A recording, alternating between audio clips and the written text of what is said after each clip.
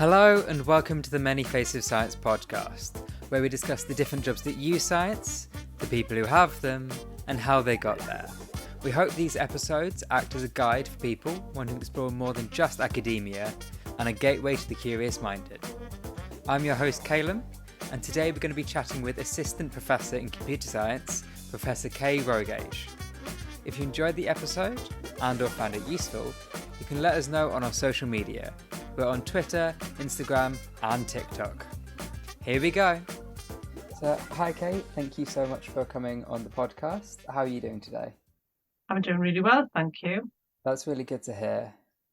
So I'm going to start with the first question, which is, what is your official job title? My official job title is Assistant Professor in Digital Human and Building Interactions. Ooh, very interesting. Yeah. I don't know a lot about that. So what are your kind of main three main three roles within that job? Yeah, so I should probably explain that I'm a computer scientist, Mm-hmm. and I work at a university. So the three main things I do are, well, I guess you probably split that up in different ways. The key things I do are research and teaching. And I teach computer science subjects. So everything from cloud computing to programming, machine learning, IoT, lots of different subjects. But with my research, am I okay to go into a bit of a history Yeah, here you to can go. get to where we got? Feel free to go into the So, history. so I started out as a software engineer, developing software for the construction industry. So my research is all around anything to do with technology, people, and buildings and the built environment. And that can mean anything from writing software to allow people to create information about buildings, to bringing in sensor technology to capture information about buildings or people's behavior within buildings, applying machine learning to that data and visualizing it some way in some sort of digital dashboard. Okay, that's really really cool. So kind of collecting data about them and then creating 3D models, kind of using that data and Yeah. then would you then be able to use the machine learning to then kind of construct what the best ways to build or kind of meet certain It capacities would can be, be? yes. So I work at every stage of the building. So sometimes it's to support people to make design decisions about a building. I've also done projects where we've actually deployed sensors on plant equipment, so diggers and cranes and trucks on a construction site, and monitored what that equipment was doing around the site, and then tried to provide insights to allow them to run that project more efficiently. Um, it, I've worked with older adults looking at sort of how could we support them to live in their homes longer, so keeping them out of the care home, out of the hospital. So with that, it's like getting sensor data and trying to give them prompts and nudges, whether that be a sound notification or a light notification, to help them avoid sort of trips and hazards and different things as well. So I do work with 3D visualization of buildings in some of my projects, and sometimes I just work with 2D visualizations, graphs, charts. It really depends on the project I'm working on. So it's really got an impact on like lots of different areas, obviously with working with elderly people, people who maybe have an impairment to then the general construction industry as well. Yes, absolutely. Yeah, really broad Yeah, range. that's really, really cool. Because I've Yeah, heard about kind of people having sensors to kind of help them with different things, but it's really cool to talk to someone who's then involved in that yeah, industry. yeah.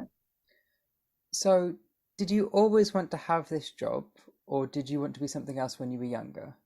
Well, that's a really interesting question because I never really knew what I wanted to be when I Hmm. was younger. And I remember my brother was very good at taking things apart and putting them back together again. So it was natural that he went on to become a car mechanic and runs his own business now, and he's very, very business minded as well. Where I didn't have any natural talent that I'm aware of in that sense. Nothing that I thought I could make a career out of anyhow. I guess my earliest memory would be to want to be a teacher, and I think that probably just comes from only being exposed to teachers when you're very small. So I just really didn't know where I'd end up, to be honest. I certainly didn't think I would be a computer scientist. I'm Yeah. probably one of the most unlikely computer scientists that I've ever met. And I definitely didn't think I'd work in the construction or the building, the building sector, as it were. Again, I'd had no exposure to that, and who knows, even now when I talk to people about my job, nobody would know that that type of job existed with the type of work I do. So Definitely. yeah. Okay. Yeah, I've talked to quite a lot of people, and there's a lot of people doing jobs that now that they never really knew existed when they were younger, or but there was kind of a different path, and they've kind of something's changed to get them there, which kind of Yeah, leads me on to my next question of, yeah, has there been a personal moment which changed your career? yeah. I think, yeah. So just to step back a little bit there, what you were saying, I Yeah, remember when I left school and I sort of went to college because I didn't really know what I wanted to do, and going to seek careers advice. And the only jobs I'd ever had were working in shops and bars, which are, absolutely fine jobs, but I yeah, got a bit bored doing that. And I remember the careers advisor saying that they did this kind of test thing, and you do the test, and at the end they say, "Oh, you've got really good interpersonal skills. You should work with people. Maybe it's a job in a shop or a bar would work for you." And I was like, no, I really wanted to find out about what other jobs are out there.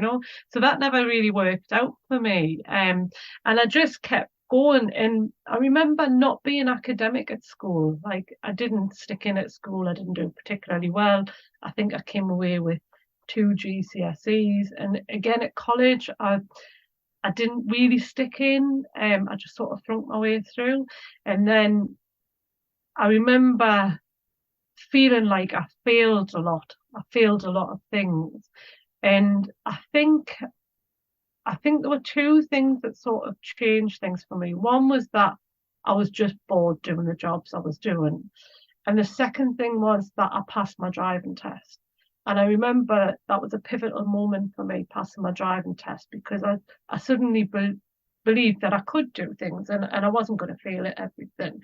And so then I went back to college and I did an HND, passed that, brilliant. That's the first stage. Then I went on to do my degree, passed that, brilliant. Then on to the next stage. And then, I got a job in industry, developing software for the construction industry. And my first job was actually as a research assistant developing software for the construction industry. And that job was at a university, and I loved it. I loved being in the old buildings. It was at Newcastle University. I loved the smell of the old buildings. I loved the students coming, every sort of every September when the new students come. I just think about my own career journey and how doing a degree helped me be able to do the jobs that I wanted to do and give me the confidence to do the jobs I wanted to do. So I wanted to be a part of that. I wanted to be a part of a university or a teaching establishment and helping other people on that journey to their success, really. For we kind of, the whole research department pretty much was funded by an industry partner. So we ended up going back out into industry. And I worked in industry for about 10 years before I came back into academia. And I was writing software, and I don't know if you've ever wrote software, but it's really good when you're doing lots of different things and learning new technologies. But I felt almost like I was just rewriting the same code but for different projects. And I just got a bit bored, and I really wanted to get back into a university. And I actually thought, do you know what? I wonder if I need to change direction here. I wonder if I need to come out of computer science, do something completely different. And I did a master's part-time in media and cultural studies, and I loved that. I loved doing research. I loved reading. I loved, speaking to people about various things. And that's when I was like, I think I want to go and do a PhD now. Yeah, if I'm not going to do it now, it's never going to happen. I was sort of in my early 30s then. And I did my PhD and then I just never left the university. It was just, temporary contract after temporary contract while I was trying to get my permanent contract, which is normal in academia. So it was lecturing roles, and then I got a research role, and then I got a research fellowship, and then I got my permanent role as a senior lecturer and now assistant professor. Yeah. Nice. That's a really interesting journey going out of academia and then coming back into academia and kind of staying. I guess it gives you a perspective of kind of what the two different sides are. Because I Yeah. know industry is often seen as the dark side when you're in academia. Getting to experience both sides, I think, is probably really beneficial. Yeah, it is beneficial. I think the key for me is in industry, I felt like somebody else was telling me what to do and driving my agenda. Yeah. In academia, I feel like I'm driving my own agenda. But the brilliant thing is that all of the research I do with industry. So it's like I still get to work with industry because I'm very industry minded, but I get to decide which projects I'm working on and how they're going to go basically. Yeah. So yeah, good. You get the best of both worlds. I do, yes, that's right. So we've kind of touched a bit on it in well, the last question we were talking about, but you may have additional stuff to add. So how did you get the current role you are in? Hard work, lots and lots of hard work. It's incredibly difficult to get a permanent job in academia. Um, it's incredibly difficult to get a permanent job in academia without a PhD, and it's incredibly difficult. Sorry, there's a train going. That's okay. You can't hear it. It's cutting it out, so it's Okay. fine. Yeah. Um, so it's incredibly difficult to get a permanent job unless you're published as well. So, and writing academic papers was never something that came naturally to me. It takes a lot of hard work now for me to write academic papers. It's easier when you've got one or two published. It gets easier with time, like anything, I suppose. But yeah, I, I had to work really hard. I had to work really hard to get published while I was working part time to get the lecturing experience as well. Yeah. Yeah. Okay. Slightly more fun question now. Mm. What is the most fun day you've had at work so far? Oh, there's so many actually. It's really hard to pick one. I mean, You can choose more than one if you want to. yeah, I mean, my job takes us all over and I meet so many interesting people. So I got asked to present my work over at the University of Cairo in Egypt and also while I was over at the German University of Cairo. And we ended up going up the pyramids. So we got a visit to the pyramids by some of the sort of academics there, and that was just amazing and also seeing what work they were doing. So they were taking drones, for example, the massive columns that they have in Egypt that, from sort of ancient times when they had their sort of big statues and everything. Well, some of those columns had never been properly scanned or they didn't know the detail at the top of those columns. So they were taking drones up and, scanning the columns and stuff. And it was just fascinating that we were able to take this new technology to understand the ancient world better as well. So that was just brilliant. And I have fun even like all the time. Like my students are brilliant. And just I always say working in technology is a bit like Christmas every day because you're always opening up new shiny things. So there's always Hmm. a new technology, a new device, a new thing to learn and play with. So yeah, there are lots of fun things in my job. Okay. And then this might link with what we've just talked about. It might be entirely different. What does your ideal day look like? Um, Well, I think if I was to set out my perfect day at work, it would it would it's hard to say. So some days I like to just lock myself away, have no Hmm. interruptions, and write. And some days I really like doing the teaching side of things, so learning new things, developing lectures, and teaching people as well. So probably one, I would have two perfect days. One would be Okay. to lock myself away and write, and the other would be to develop new material and teach students. Yeah, I mean, they sound like both wonderful days. yeah, yeah. Now, what is something about your role slash job that you find really cool that you don't think the audience or the public will know about? Hmm. Probably the amount of places I get to see and things I get to do. So Egypt was brilliant. I've been to Switzerland. I've been teaching in France. Doing like exchanges over there.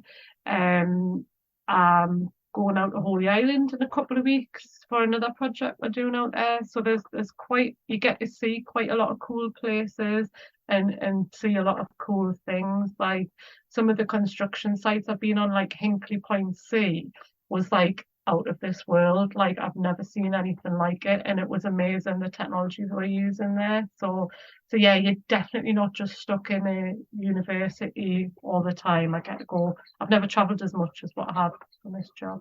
Brilliant. It's traveling definitely. I think a lot of people see academia as just kind of like just stuck in just one place, but kind of the amount of travel must be really, really yeah, that must be really Yeah, cool. it's really good. Yeah. So, what is something from your past that you unexpectedly use in your current role? Ah, I think that's a difficult one to answer. Um, I think the thing that always surprises me is that the world that I work in is almost like a village in a way, because you work with people and then 10 years later, 20 years later, you work with them again. It seems like your paths always seem to cross at different points, whether they've crossed because they're from the technology sector or whether they've crossed because they're from the sort of built environment sector. But I always um, get to work with people or attend events with people that I don't that are from the past that come Yeah. back. I don't know if that's my answer, but that's the only thing I can think of. Okay. Now, a question that is kind of mainly aimed to kind of help the audience Mhm. is were there any internships, training courses, volunteer work, or previous roles that you did which helped you get to your current role? Mhm. So I did a lot of um sort of part-time lecturing, so not internships as much, but I've just volunteered myself a lot to do lecturing. I was lucky that I got the research bit. I think if I was to recommend anything like that now, I would say to people, well, two things. The first is in Newcastle, we have a saying, shy Ben's getting out, which means if you don't try, if you don't ask, you'll never get anything. So just put yourself forward, put your CV forward, because often the act of just making yourself known and showing an interest is enough for people to try and make an opening for you. So Yeah. that would be the advice I'd give. Okay. Yeah, I think it is very important, and it shows a certain level of determination of actually taking the scary step of giving some of your CV or emailing someone. I think. Yeah. Yeah. I remember, I mean, one of the great things about being an academic is you get to see people. So I'll do open days, and you get people who are like, in their final year of school. They come in with their parents and they come and ask you questions about the course and the university. And then the next thing they're at the university and they'll come and chat to you, and then I tend to teach them in their final years or postgraduate level, and then you get right through to graduation day, and you stood there and watching them, and then their parents are there, and they're super proud, and they've grown into these wonderful, talented, skilled young graduates that are going out into work, which is a beautiful thing to watch. But I remember recently, well, he graduated last year. There was one guy, Matthew Dawson, who came at to the open day, and his parents asked quite a lot about, is there anywhere where we can go to get some work experience? And I said, absolutely, you can come here.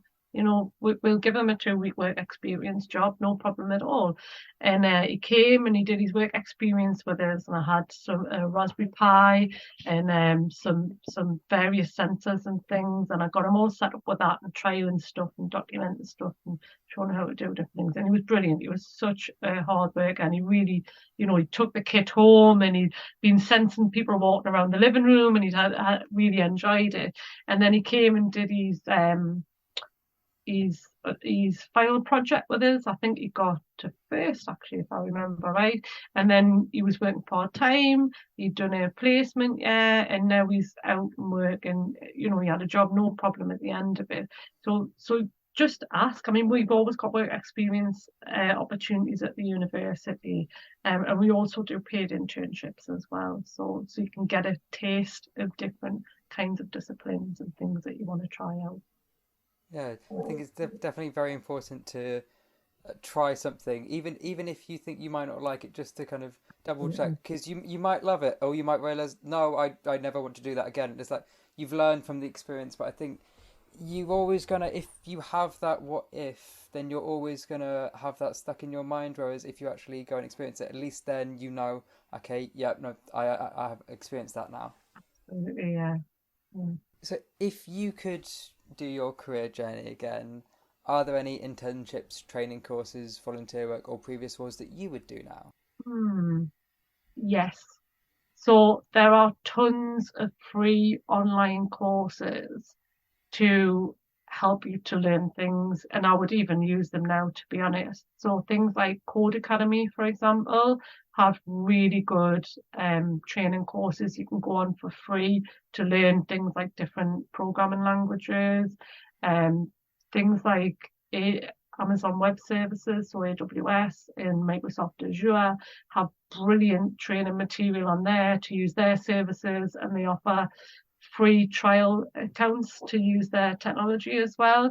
So yeah, I would definitely use all of those. And the trajectory to get where I am really requires you to, you've got to have an undergraduate degree, you've got to have a PhD, and you've got to do all the teaching and research as well. So I'd probably try and write more earlier, Yeah. than leave it till later. But yeah, it's easy to say that when you're looking back, isn't it? Yeah. Yeah. Were there any kind of network events, mailing lists, groups, or associations that you feel were particularly helpful in helping you get to where you are? Not me so much. There wasn't a lot around then, but now there's a lot more. So, I mean, depending on where your listeners are from, there'll be different ones, I assume, up and down the country. So, for example, Women Who Code have are an international organisation, and their base is at London, but they're still applicable to people throughout the UK. So they provide a support network for women who work in coding roles. In the northeast, we have Dynamo, which is a network of sort of industry and academia, and that has different specialisms, if you like. So there's like Dynamo for construction, there's Dynamo for cyber security, and that's a really good way to find out what research is going on, what's happening in industry, network with people, meet people, and find out about job opportunities and openings and various other things as well. There's also Women in Technology. Again, I think that's a Northeast group, but there's those types of groups all up and down the country. So So yeah, get involved in them. There's also something else which I think might be a national thing. It's called a Pint of Science. You pay £10 to go, and you just have a pint, and a couple of speakers will tell you about their research. So that's a really good way to find out about new things and meet people as well. Yeah, I think a pint of science is an international thing Oh, actually. I right, think okay. so. They have I have a friend who was a coordinator for the city that I used to live in, and so they've it's kind of happens in cities. I think they even have it in Australia. I think maybe All I right, know they've okay. definitely got it in France and a couple of those places. Yeah, But yeah, yeah, they're really really good. I think it's a week long. Yeah, have a pint, go and listen to some yeah. research, some comedy research as well occasionally.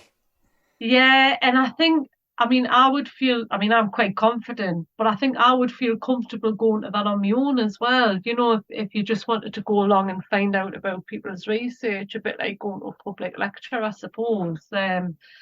But yeah, I think they're normally a friendly Yeah. environment, you know, when you've got something to focus on because somebody's speaking at the front. So Yeah, good. it definitely it is a great idea because it definitely makes it a lot more accessible because it's a lot less scary just kind of sit down and then you don't even necessarily you can just sit down by yourself and then kind of listen, but Yeah, not like have to kind of you can build up your confidence with it. yeah, absolutely, yeah.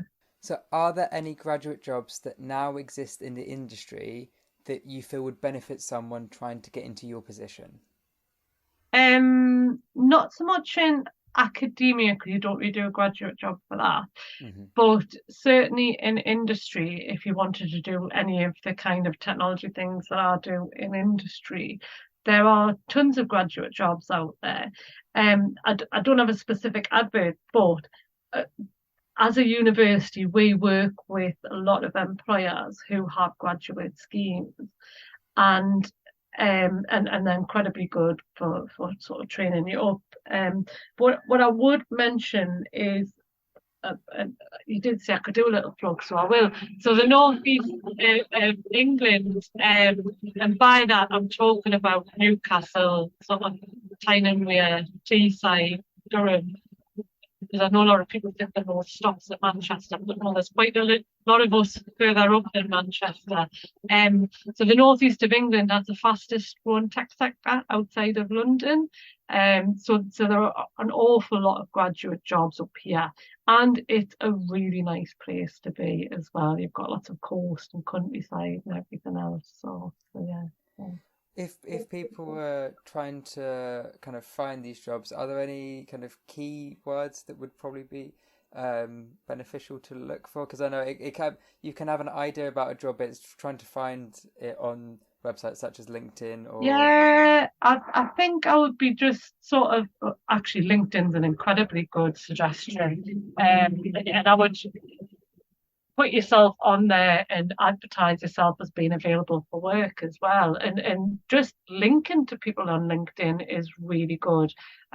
Because I get people message me all the time on LinkedIn for doing various surveys or whatever as part of their research, you know, undergrad and postgrad and beyond.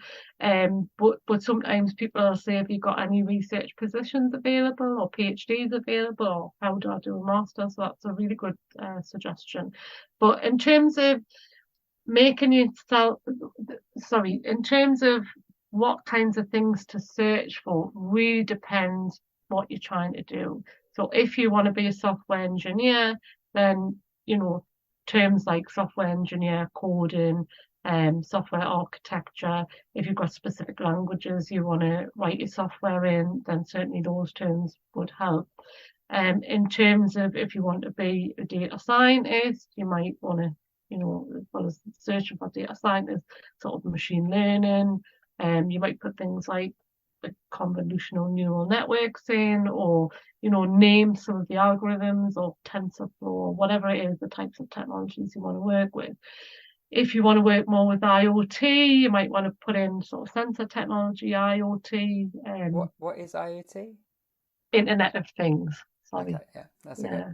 So everything from your smart speaker through to your mobile phone really is anything that's kind of linked to another device via the internet. Yeah, Yeah. okay, thank you.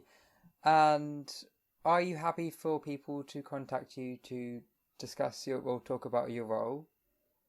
Absolutely. LinkedIn would be my preferred point of contact, actually. So you can get me on LinkedIn under my name, Rogage, Kayrogage. Wonderful. And obviously, you've talked a little bit about something you're kind of involved in, but do you have anything else you'd like to talk about or promote at all? I'm not sure I do at the moment. Yeah, no, I don't. No problem. If you've got anything kind of that you would like to promote, let me know and I can put it out with the episode on kind of like social media and post about it.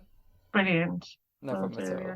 Oh, I do know something I can promote, something I'm quite proud about, actually. We recently did some work with Northumberland County Archives, and it was with some schools in Blyth, and it was primary school children, and it was a wonderful project, actually. They came to the university and they did a visit, and the idea was to try and inspire them about their local place. So we taught them, well, we did exactly what we're doing today. We talked to them about, I talked to them about my job and what I do and the kinds of things I do on a daily basis. And my colleague, who's an architectural technologist, so he does a lot of work more on the design side of things, but using technology. So he's like, I'm a computer scientist, he's more of an architect type person. And we presented to these students, and then they went off and they had to do an exhibition. So they did a full project, and they designed the future of what Blyth would look like, and they had some amazing ideas for things like buildings under the sea or different stadiums or different things. But then they had actually taken those designs and developed them in CAD, and then they printed some of those designs off in 3D as well, and they're currently exhibiting at the Headway Arts Centre in Blyth. So if you're around in Blyth at all, do go along and see that exhibition, because it was just a wonderful thing to see the children have no sort of idea about technology or buildings and the way that we would interact with them or design them or use them, and then to go right through to be 3D printing their own building designs based on the future of what they think the place is going to look like was really cool. That sounds amazing, and really, I would highly recommend anyone who can go and see that to go and see that, because after this I'm going to go and have a look on the internet, see if they've got any photos of it, because that sounds really, really cool. If you look on my LinkedIn profile, I did a post recently about it, so there's some photos on there, yeah. Awesome. Thank you so much, Kay, for coming on the podcast. It's been really wonderful talking to you. I hope you've had a wonderful time. Thank you. It's been lovely, yes. I'm really glad. Thanks for having me. No problem. As I said, if you've got anything that you'd like to promote or talk about, let me know and I'll put it out with this episode. To the audience, thank you for listening. I hope you found this really, really helpful and beneficial to listen to, and I will catch you in the next episode. Thank you. Hi everyone, I hope you enjoyed the episode. I certainly enjoyed making it. If you've got any questions, feedback or recommendations for who you'd like us to talk to, you can send them to our email, theManyFacesOfScience@gmail.com. Or you can contact us via our socials on Twitter, Instagram and TikTok. See you next time.